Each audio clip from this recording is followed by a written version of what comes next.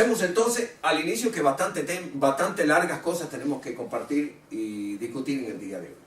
¿No hay alguna pregunta? ¿Puedo comenzar? Sí. Comienzo. Bueno. Una breve... ¿Cómo yo hago, papi? ¿Cómo yo hago para no sé, para cerrar eso y poder hablar y después abrirlo? ¿Cómo se hace? ¿Cierro la computadora? No. Ponerle algo adelante. Porque eso no trajo tapa. ¿Pongo algo aquí? Sí, Bien. porque eso no trajo ninguna tapa. ¿No tienes con el ratón? ¿Lo puedes ir marcando? ¿Eh? Con el ratón no se puede marcar. No, porque lo que quiero es ocultarlo para hablar. No quiero la imagen allí porque siempre se centra la atención de la persona. Y yo quiero hablar temas generales. Sí. Si no, entonces parece todo un escrito en el pecho, ¿no? No, pero Mira, tú lo cierras allá, mira, mira. Mira, ciérralo allá y después lo abrí de abajo mismo, mira. ¿Eh? La pestaña arriba. Ah, también eso. Sí, ¿Cuál? Eso es... la rayita. La crucecita roja. No, está pero arriba. en realidad es la luz esa que le da en la cara. Pero pues, Sí, que Y para, es la luz que hay que para apagar. que no me... no, pero Ponle se eso escucha la adelante, luz. eso que puse ahí. No, ahora sí. Ya Ahora sí. eso. Ya, ahora sí. Sí, porque me estaba encandilando. El interrogatorio. Bueno, pues aquí vamos. Un breve resumen de por qué yo hablo de medicina china tradicional en lugar de medicina tradicional china. Muy rápido. En el año 1949, China, el gobierno emergente de orientación de izquierda de China, se ve en una situación dramática. La falta de médicos y la influencia tremenda de Occidente. Esta situación genera que busquen una salida airosa al problema y esta salida la diseña Mao Zedong a través de un programa en el cual sostenía encontrar o explotar el tesoro de la medicina tradicional china. Para esto utilizó un sistema muy peculiar. Seleccionó un grupo de médicos occidentales formados, chinos, pero formados en la vertiente occidental, y les dijo: revisen toda la medicina tradicional china. Lo que no coincida con Occidente, quémenlo. Y convirtieron la tradición china en un artilugio, en un artificio, que es lo que se enseña hoy en las universidades. Es decir, aquello que le parecía supersticioso, había que eliminar. Aquello que no coincidía con el materialismo dialéctico, había que eliminar. Y de aquí empezó a aparecer todo un conjunto de estructuras muy peculiares. El chino, por ejemplo, el terapeuta chino convencional, o sea, siempre, digamos, tradicional, tenía una peculiaridad. Él determinaba por el pulso el estado del organismo, determinaba a partir de la información que tenía del propio entorno. Si él quería saber cómo estaba el estado de salud de una persona, lo primero que determinaba era cómo estaba el estado del coco y cómo estaba el estado meteorológico. Solo así era posible saber cómo estaba el estado de una persona. Hay un ciclo, hay ciclos naturales y hay ciclos dentro de nosotros. La medicina china tradicional, que es como me gusta llamarle para diferenciarla de la tradicional china, que es la que se vende actualmente como verdaderamente, como presuntamente tradicional. Bueno, esta medicina partía del supuesto de que si el entorno tiene un patrón y yo tengo otro, como yo no soy más que un reflejo de esto y el entorno del mío, entonces yo lo que tengo para corregir es adecuar mis patrones a los patrones, en cierta medida, a los patrones ambientales. Yo no puedo tener un circuito energético en mi cuerpo que funcione para el verano o en el medio del invierno. Es una de las grandes guerras que he tenido contra el dedicarse a hacer ejercicio durante el invierno e invertir todos los ciclos naturales. Es asombroso cómo nos dicen, no, que hagan mucho ejercicio porque está en el invierno, que no se puede ser sedentario. Es asombroso cómo rompen los canales. El invierno es el invierno y nuestro cuerpo responde a él sobre la base de un proceso calmado. Nos movemos justamente hacia un proceso de descanso, de reposo, que nos permita mantener el cuerpo en equilibrio. Rompemos con esto a través de ejercicios constantes y el resultado es que cuando llega la primavera, cuando viene el nacimiento, el despliegue de todo nuestro potencial, no tenemos potencial. Lo gastamos en invierno. Allí aparecen entonces la mayoría de las alergias y los fenómenos asociados con la continua costumbre de sugerir, hagan ejercicios constantemente en invierno para que se mantengan bien. Las razones emanan de muchas cosas. La primera, el oriental hace ejercicios que no se parecen en nada a los occidentales. Los ejercicios orientales, que somos los que nosotros enseñamos en el marco del programa, de nuestro programa como Doing, estos ejercicios se basan en suaves movimientos, como lo puede ser el Tai Chi, como puede ser el Qigong, como lo son muchos ejercicios que no son solamente orientales, que permiten que fluya de una manera armónica la energía en todos los llamados meridianos. Este fluir armónico se corresponde con ciclos horarios y con ciclos naturales. De esta manera, el cuerpo quema la grasa necesaria, pero retiene en invierno, como es de esperar, la obligatoria grasa para poder luchar contra los cambios ambientales, sobre todo en temperaturas tan bajas como la que tenemos aquí al norte de Suecia. Hacer ejercicio, personalmente siempre he dicho que es un disparate, es un dislate, al menos en invierno. Y más en los ejercicios impetuosos a que someten el cuerpo, dejándonos desprovistos de los mecanismos de protección y de cuidado corporal. La idea básica está justamente en hacer ejercicios que hagan fluir armónicamente la energía y nos permitan mantenernos en equilibrio en la etapa de descanso, en la etapa invernal. Pues bien, también consumir los alimentos apropiados. Todo esto es un esquema completo al cual nosotros hemos hecho referencia en nuestros cursos. Pero bien, volviendo a la idea que comentaba, hablo de medicina china tradicional porque trato de mantenerme en el propio ámbito del rescate de los valores tradicionales chinos. Estoy enseñando continuamente que no hay superstición cuando se habla en términos tradicionales, cuando se habla, por ejemplo, de un viento de invierno colado dentro del cuerpo.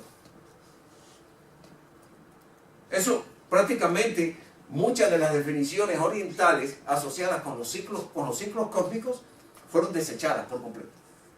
Desechadas y luego incorporadas de nuevo, pero bajo una forma que pareciera que fuera similar al enfoque de la medicina convencional. Así, al final, te encuentras que el terapeuta que va a utilizar la medicina tradicional china, y eso lo vi en Cuba, en múltiples ocasiones, llegaban 20 pacientes con asma al inicio de primavera, acostaban 20 camas al paciente, lo llenaban de agujas porque la receta decía poner la aguja en tal punto, tal punto, tal punto, tal punto, sin importar que la propia medicina china tradicional indica que una persona puede tener un asma y tener un tratamiento completamente diferente, dada su fecha de nacimiento, dada la hora en que es tratado, dadas sus características de meridianos, diferente por completo a otra persona que haya venido en la misma fecha a tratarse bajo las mismas condiciones patológicas. Un asma es el asma de una persona. En medicina china tradicional no hay recetas, hay sugerencias de cuáles son los puntos, pero no hay recetas preestablecidas. En la medicina tradicional china se emiten listados inmensos de recetas con las cuales usted selecciona. Vienen las personas con asma, como le comentaba, acuestan a todo el mundo y a todo el mundo le ponen los mismos puntos. Los mismos agujas, los mismos puntos. ¿Por qué hay éxito? Porque hay un flujo interno entre los meridianos que permite mantener el equilibrio. Pero el éxito es a expensas del gasto energético del paciente. Es decir, una persona en 3 sesiones se cura. O se le eliminan los síntomas. Muchas veces no se cura, lo que hace es eliminar los síntomas. Porque como no está tratando de raíz, está tratando el síntoma, porque es una receta. Otras personas requieren para el mismo tratamiento 15, 20 aplicaciones y muchos de ellos incluso no resuelven. En Cuba no es un gran problema económico. De hecho, no lo es porque a fin de cuentas no se le cobra a la persona la sesión de acupuntura.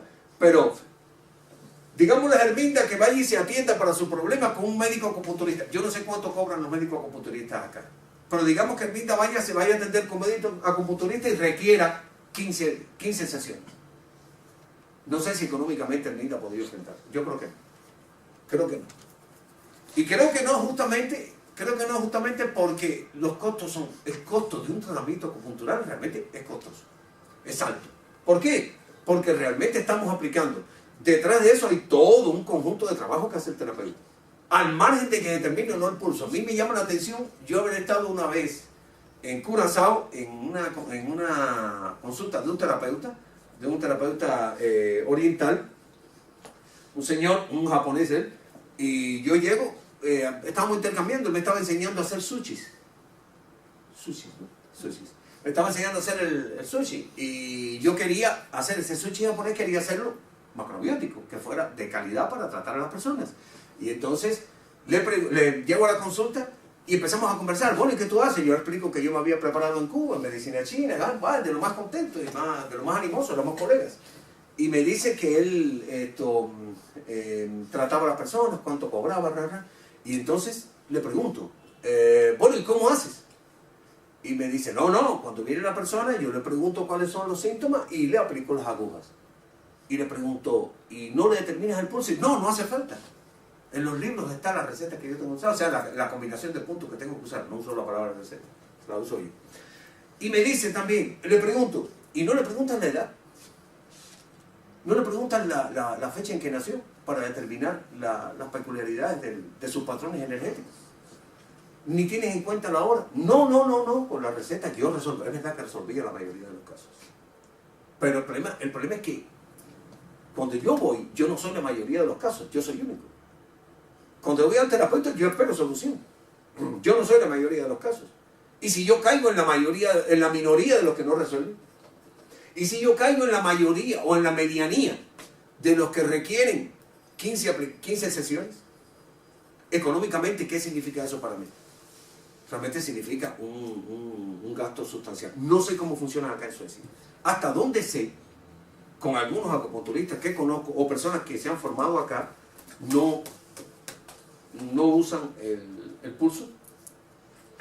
No usan el pulso para determinar cómo está el estado de los meridianos. No usan la hora, no usan la fecha de nacimiento, solo utilizan el síntoma, ponen las agujas y se acabó. Ese es el tratamiento. No diseñan un esquema de alimentación que no tiene sentido. Tú no puedes poner agujas y no diseñar un esquema de alimentación asociado con el tratamiento del paciente. No le das ninguna referencia sobre el estilo de vida. Y por último, terapeutas que aplican agujas y no conocen sobre la circulación de los meridianos. Nunca se les dio en clase circulación de meridianos. Es más o menos lo que yo le iba a dar a ustedes y cambié. Yo le iba a dar los puntos para que aprendieran a manejar. Y después me dije, si le hago esto, voy a formarlos como los terapeutas que he visto que se han formado acá. Y decidí entonces incorporar la explicación sobre el recorrido de los meridianos en el curso. Eso, entre otras cosas, es la medicina china tradicional. Ese, entre otras cosas, es el sentido de un tratamiento chino tradicional. ¿Cuál es el propósito de mi exposición hoy? Primero, entrar en los enfoques de la salud correspondientes a la medicina, al diagnóstico tradicional y el diagnóstico occidental moderno. Vamos a ver algunas de las características para... Ok, empiezo por aquí.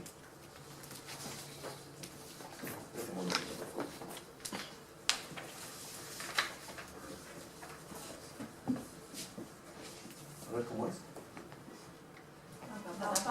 ¿Sería aquí, no? No paso para tapar aquí. No, yo lo que quería era poner... No sé cómo hacer, porque eso donde se hace acá.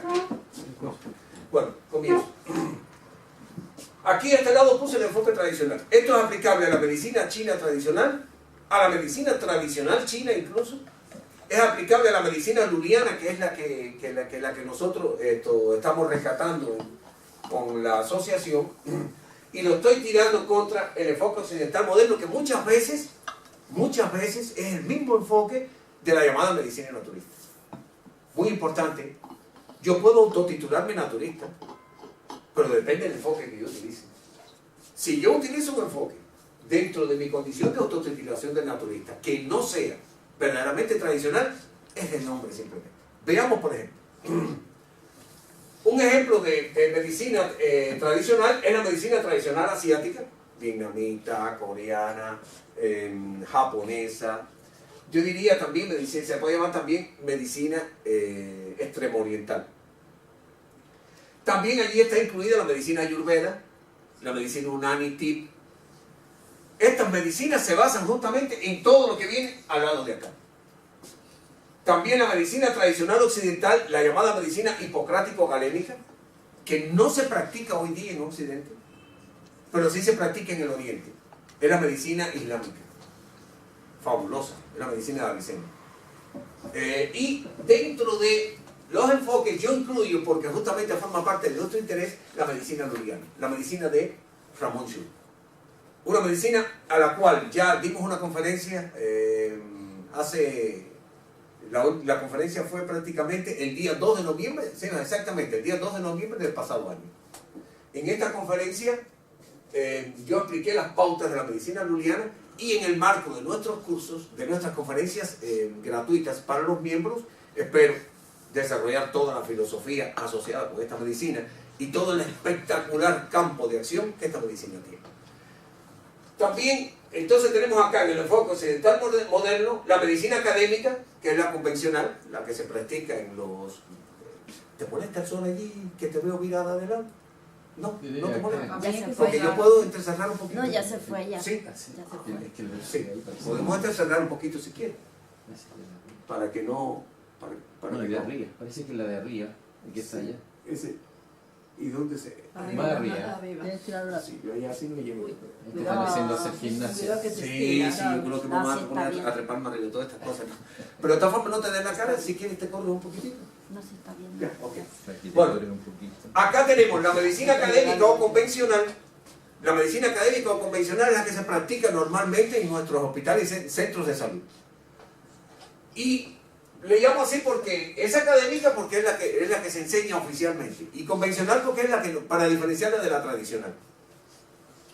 Y ciertas medicinas alternativas. Cuando usted llega a un terapeuta y el terapeuta enfoca, y eso es lo que yo di en la conferencia de terapias alternativas, el terapeuta enfoca desde la perspectiva especial, sin hacer un abarque de todo el amplio espectro del funcionamiento suyo y del entorno que la rodea, del ámbito familiar y de sus patrones emocionales, entonces está haciendo este enfoque.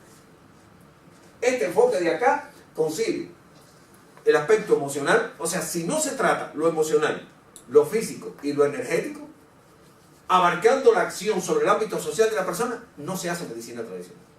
Cada vez que un terapeuta haga medicina tradicional tiene que abarcar todos estos aspectos, si no, no lo es. Es verdad que en algunos casos el enfoque es de un tipo y el otro de otro, pero si no, no es medicina tradicional. Incluso la medicina popular, con tanto arraigo del uso de determinada planta para curar una enfermedad, no es medicina tradicional. No es medicina tradicional porque realmente abarca simplemente quitar un síntoma, y eso es lo que hace la medicina convencional, eliminar el síntoma. Y la medicina tradicional, ya lo veremos, no tiende a eliminar el síntoma, tiende a usar el síntoma para trabajar la causa. Vamos a seguir por paso. El pensamiento del enfoque diagnóstico tradicional es abstracto por completo. Vamos a ver los detalles más abajo de la explicación. Mientras que el otro es concreto, es específico. Esto está implícito en la idea que acabo de decir. O sea, uno se basa en un ámbito completamente general y el otro en un ámbito completamente específico. En este caso es muy subjetivo. Muy subjetivo. Imagínense ustedes que yo no puedo tasar el olor del aliento de Belkis. Porque no puedo dar un número. Tengo que hacer una descripción y caracterizar el olor del aliento. La tez, el rostro. ¿Qué color tiene el rostro? ¿Cuáles son los patrones del ojo? Yo no tengo tablas específicas que me den características cuantificables. Esa es una condición evidentemente subjetiva. Mientras que el diagnóstico convencional es bien claro. Usted tiene su sangre entre tal y tal rango de valores para hemoglobina, para glóbulos blancos, para glóbulos rojos. Si se mueve fuera de tal ámbito, es patológico. Para la medicina tradicional, no es importante el ámbito en que se mueven las unidades corporales. Es importante cómo la influencia de estas unidades corporales actúa sobre el patrón particular del individuo. Entendamos, aquí yo no estoy hablando de que uno sea mejor que otro. Estoy diciendo las diferencias nada más. Estoy tratando de no ser parcial. Lo poco parcial que pueda salir de aquí es que yo lo que practico es esto. Pero quiero, con todo el rigor posible, que se entienda que no tengo ningún interés de denostar la medicina académica. De hecho, ella tiene su espacio y se lo ha ganado a fuerza de lo que fuere, pero se lo ha ganado. Bien, el enfoque de la medicina tradicional es eminentemente artístico. Pero artístico en el sentido de que es un arte. Y el arte era el reflejo cósmico en el ser humano. Eso es lo que ha sido siempre el arte. El arte de Ramón Llull es el reflejo cósmico en el ser humano y en la vida social. De manera que el hombre refleja el ámbito cósmico en su propio interior. Este es el sentido artístico. El sentido médico convencional, el diagnóstico occidental moderno, es evidentemente teórico, con una muy sólida información teórica y sobre todo científico. Lo que no pueda demostrar científicamente no es válido para la medicina. Eso tiene sus cosas. Al menos es como postulado. Vemos que, por ejemplo, se usan teorías que no están demostradas científicamente y se usan en medicina. Y muchas, una gran cantidad que no están demostradas y que te dicen, no, según tal teoría, cuando tú buscas la demostración no aparece por ningún. Nunca se ha demostrado. Pero bueno, vamos al caso. Ahí se parte la medicina convencional de que tiene que haber una prueba científica, incluso estadística. Si yo reúno de 30 datos, 26 me coinciden en un ángulo, es un dato justamente estadístico válido para hacer una aplicación de medicina convencional. Si lo aumento a 100.000 personas, entonces de ahí saco el patrón. Una medicina en la cual vengan todos ustedes con la misma enfermedad porque tienen gripe y cada uno tenga un tratamiento diferente, entonces no funciona para la medicina convencional. Y ese es el esquema que yo trabajo. Desafortunadamente estoy en desventaja de acuerdo a los postulados de la medicina científica. Para la medicina científica, solo lo que es demostrable científicamente y lo que es subjetivo es muy difícil de precisar. No quiere decir que la medicina tradicional no sea demostrable. Quiere decir de que los estándares de demostración estadísticos no funcionan para la medicina tradicional. Tiene otros métodos de estandarización. Pero la medicina convencional no los hace. Bien. Este está enfocado desde el hemisferio cerebral derecho, importantísimo. Nosotros tenemos dos hemisferios cerebrales, el derecho y el izquierdo.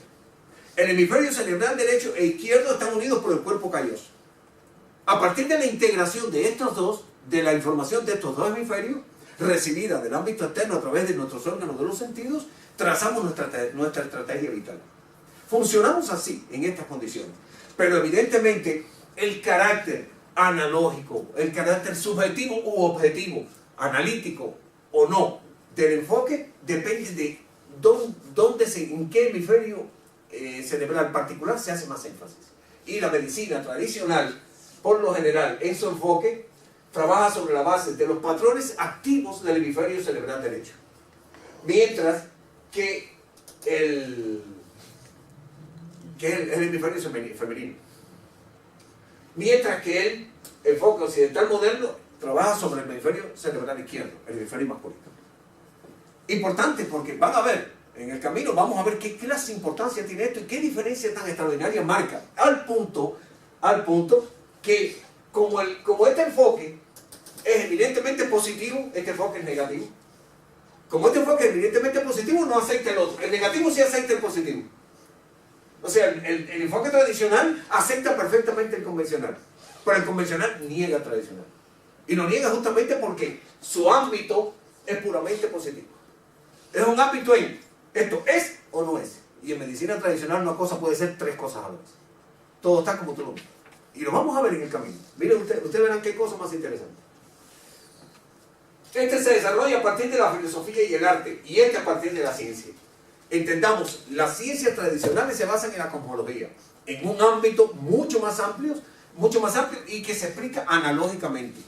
Yo lo voy a utilizar con suma frecuencia la analogía en todo el curso, así que por ahora no voy a detenerme en este detalle. Pero sí es importante que tengan en cuenta que desarrollado a partir de la ciencia que se practica en la actualidad, que no tiene casi nada que ver con la ciencia que se practicaba hace 400 años, una ciencia profundísimamente compleja, pero que ahora simplemente, como estamos basados sobre aspectos tecnológicos, hemos detenido. Yo trato en todas mis conferencias de salvar el espacio de la medicina, de la ciencia tradicional, con todo su rigor, con todo su potencial, con toda su tremenda complejidad. Lo que sucede es que normalmente entendemos como ciencia solamente, o se ha querido entender como ciencia solamente aquella que se cultiva en la actualidad. Pero no importa, en el camino vamos viendo cómo funciona la ciencia tradicional. Este está interesado en desarrollar espiritualmente a la persona, en la capacidad de comprender. Cuando un paciente asiste a un médico tradicional, lo primero que el médico busca es que la persona entienda qué le pasa y cómo lo puede resolver por sí mismo. El médico no resuelve el conflicto. El médico no puede resolver el conflicto porque el conflicto es de la persona. En el caso del diagnóstico tradicional occidental, el moderno, el médico está interesado en desarrollar el aspecto material o físico. El problema es que tú te sientas cómodo, que tú te quites el dolor, que tú te quites la inflamación. Para el terapeuta tradicional, eso no es un problema. Ese es tu problema, tú lo fabricaste. Pero no es un problema en el sentido estricto, porque esa es la vía que tu cuerpo utilizó para resolver el conflicto. El terapeuta tradicional no es que te deje sufrir. El terapeuta tradicional busca la forma de que no se detenga el proceso de curación. Y para esto, si tiene que sacrificar cierto grado de bienestar del paciente, lo sacrifica. Vamos a ver que no hace falta.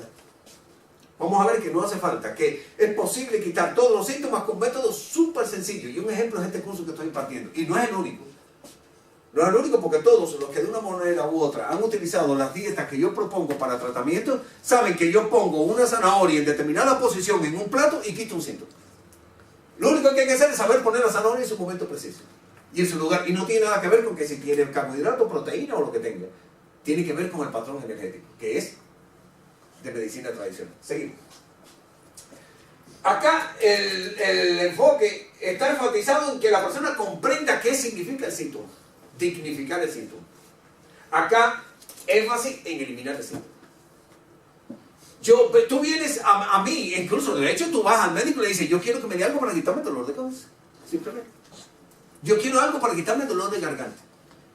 Usted nunca va al médico a decirle, yo quiero que usted me explique de dónde salió mi dolor de garganta o de dónde salió mi dolor de cabeza, porque yo quiero entenderlo para resolverlo. Como nos han enseñado de una manera ambigua este tema, pues ya pensamos de esta manera. La pregunta es, tengo dolor de cabeza, ¿quién me lo está generando? Quiero resolverlo para que se me vaya el dolor de cabeza. Y de paso, si es posible, quíteme lo que realmente me molesta. Así es como debe hablar una persona responsable. ¿Por qué una persona responsable? Porque está educada desde un principio en que los síntomas no están por gusto. Es el diálogo que el cuerpo establece con usted. Tercera conferencia del curso Estilo de Vida y Salud que dimos acerca del papel de la enfermedad. Pero no es el tema ahora. Seguimos. El diagnóstico aquí es impreciso. El diagnóstico aquí es impreciso, es general. Acá es preciso, exactamente preciso. En la medicina convencional te dice, tienes tanta cantidad de la hormona tal. Mientras que este te dice, tienes una relación entre la hormona tal y tal que hace que esta esté por encima y lo que tenemos es que aumentar esta otra hasta un nivel para que esta baje hasta este otro. Acá no, acá te inyectan la hormona y te ponen el tratamiento. Cada cual es un enfoque completamente diferente. Repito, no estoy defendiendo ninguno de las dos vertientes. Cuando tú hiciste así, ¿qué dijiste? 2 minutos. Ya. Y por último, aquí es muy general y aquí es extraordinariamente específico. Yo diagnostico, o sea, la medicina convencional diagnostica en base justamente al aspecto general de la persona. La medicina convencional diagnostica lo que está alterado. No le interesa cómo funcionan los otros órganos. Usted va al médico porque tiene un problema de un riñón y el médico literalmente no le interesa cómo están los otros órganos. Tiene que resolver el problema del riñón y trabaja en esa dirección. De hecho, si el problema no lo puede resolver, lo envía a un terapeuta especializado, al nefrólogo. No quiere decir que no sea una evaluación general del patrón sanguíneo, pero sí quiere decir que de alguna manera el diagnóstico está focalizado. En medicina tradicional nunca se focaliza. A mí no me interesa que tú vengas con bruxismo. Para poner un ejemplo de uno de los que está en boga actualmente en nuestro esquema de tratamiento. A mí no me interesa que tú vengas con gastritis. Entendamos, tu gastritis está afectando todo tu cuerpo. Yo tengo que restablecer el balance de tu cuerpo y tú te llevas la gastritis. Pero tienes que entender que es tu gastritis. Yo no puedo darte un medicamento para quitarte la gastritis y que dentro de 2 o 3 años sigas con el medicamento porque periódicamente retornas a tu gastritis. No te enseñé, no te eduqué. Vamos a hacer un alto para que cambie el